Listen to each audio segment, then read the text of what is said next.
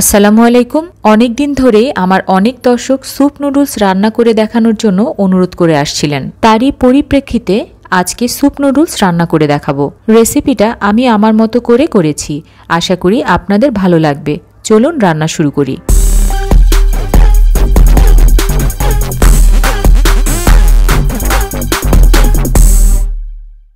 এখানে যে জিনিসটা দেখতে পাচ্ছেন এটাকে বলে লেমন গ্রাস। সাধারণত থাই স্যুপ রান্নাতে এই জিনিসটা ব্যবহার করা হয়। এছাড়াও এর আরও অনেক ব্যবহার আছে। আজকের স্যুপ রান্নাতেও আমি এটি ব্যবহার করব, তবে এই লেমন গ্রাস ছাড়া যে আপনারা এই রেসিপিটা করতে পারবেন না তা কিন্তু নয়। লেমন গ্রাস ছাড়াও রান্নাটা করতে পারবেন, সেক্ষেত্রে একটু ফ্লেভারটা চেঞ্জ হবে। লেমন গ্রাসের শিকড়ের অংশটুকু বাদ দিয়ে শক্ত অংশগুলো আজকে আমি ব্যবহার করব। সেই সাথে খুব সামান্য সবুজ পাতা নেব, কারণ আজকের লেমন গ্রাস ভালো পাইনি। অধিকাংশ সবুজ পাতার মধ্যে একটু সমস্যা রয়েছে। মোটা অংশগুলোকে একটু থেতলে নেব, এতে করে রান্নার সময় এর ভেতরের ফ্লেভারটা খুব ভালোভাবে বের হবে। লেমন গ্রাস কাটা হয়ে গেলে পরবর্তী কাজ হচ্ছে নুডলস প্রসেস করা।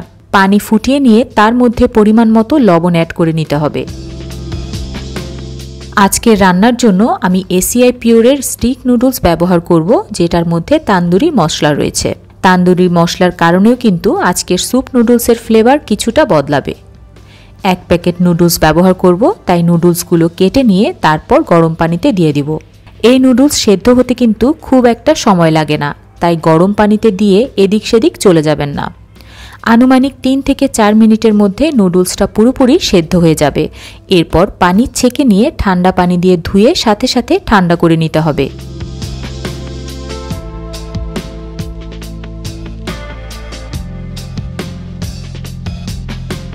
এবং কিছু রান্নার তেল মিশিয়ে রেখে দিব, এতে করে নুডলস একটার গায়ের সাথে আরেকটা আর লেগে থাকবে না।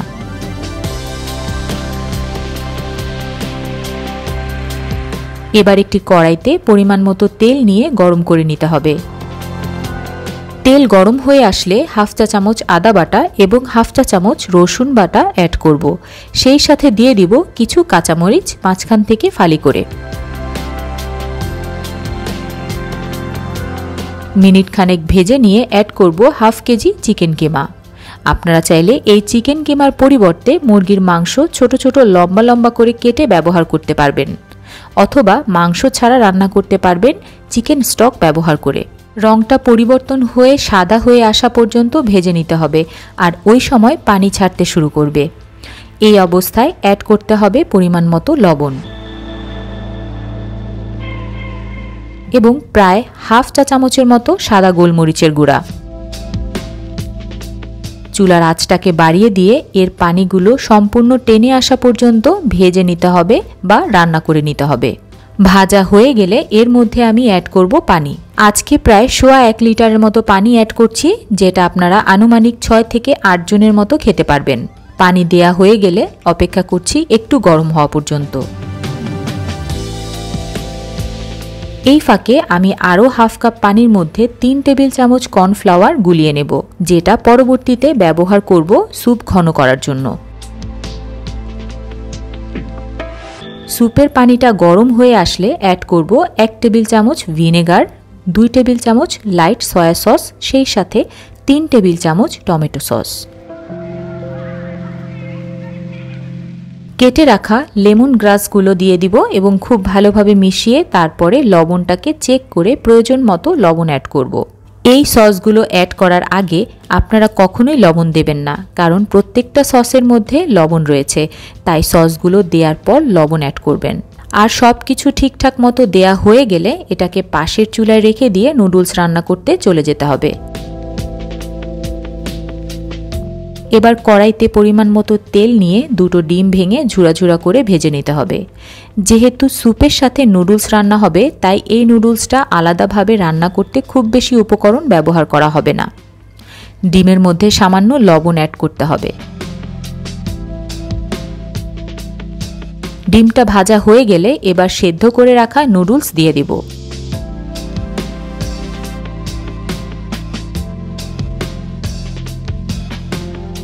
নুডলসের প্যাকেটের সাথে যে তান্দুরি মশলাটা আছে সেই মশলাটা অবশ্যই দিতে হবে, এটা দিতে আবার ভুল করবেন না।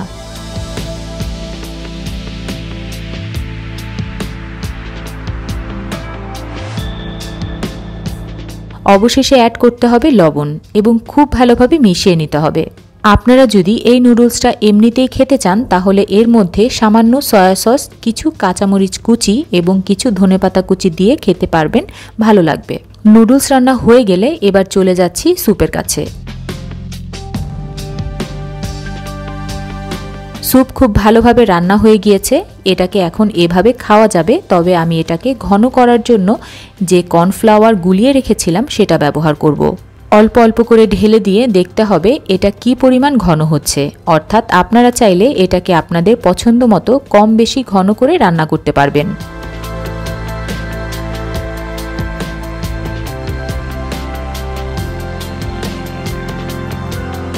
কর্নফ্লাওয়ার দেওয়া হয়ে গেলে এবার আমি এর মধ্যে রান্না করে রাখা নুডলস অ্যাড করব।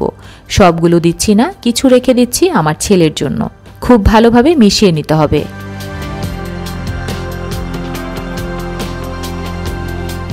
সব শেষে আমি এর মধ্যে অ্যাড করব কিছু ধনিয়া পাতা কুচি, একটা এক্সট্রা ফ্লেভারের জন্য।